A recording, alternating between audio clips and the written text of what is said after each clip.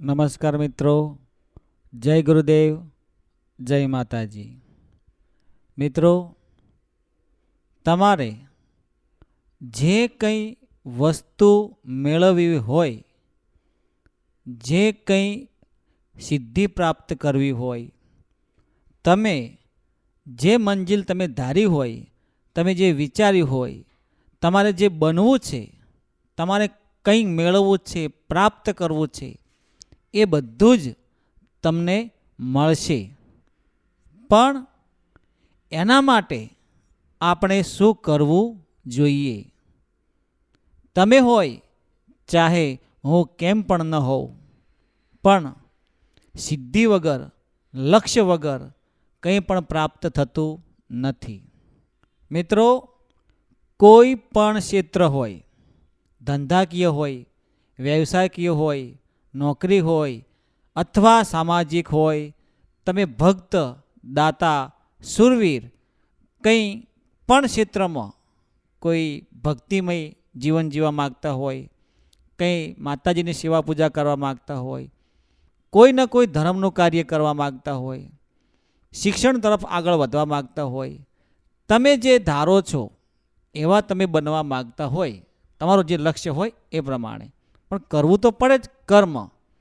કર્મ વગર ફળ ક્યારે મળતું નથી. તો મિત્રો, તમારે જે બનવું છે એ તમે વિચારવાનું ચાલુ કરો. તમે જેવા વિચારશો એવા જ તમે બનશો.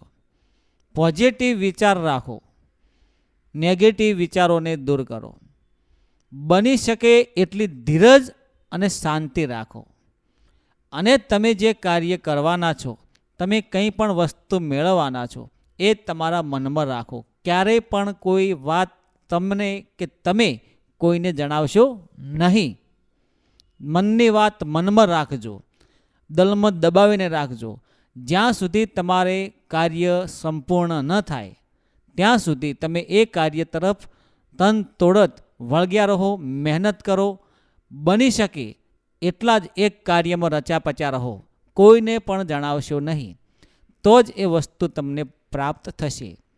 પુરુષાર્થ વિના પ્રારબ્ધ પાંગળું છે. એટલા માટે પુરુષાર્થ કરો, મહેનત કરો અને એવો ધૈર્ય રાખો, એવું લક્ષ્ય રાખો.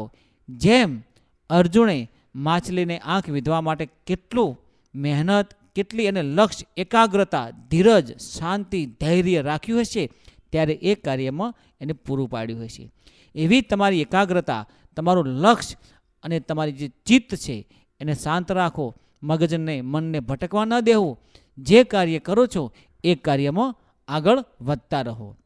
જેવું વિચારશો પોઝિટિવ તો પોઝિટિવ થશે, નેગેટિવ તો નેગેટિવ થશે. જેવી તમારી સંગત હશે એવો તમારો રંગ હશે. એટલા માટે સારા માણસોની ઉઠક બેઠક રાખજો. સાધુ, સંતો, કોઈ ભક્ત, કોઈ શૂરવીર, કોઈ દાતા, તમને જેવા યોગ્ય લાગે એવા માણસ, તમે જેવા બનવા માગતા હોય એવા માણસની સંગત કરજો. સુખી થવા માટે, તમારા પરિવારને સુખ કરવા માટે. તમે જેવું કરશો એવું પરિણામ તમને મળશે. અને એ જ મળશે. જેવું વિચારશો એવું જ થશે.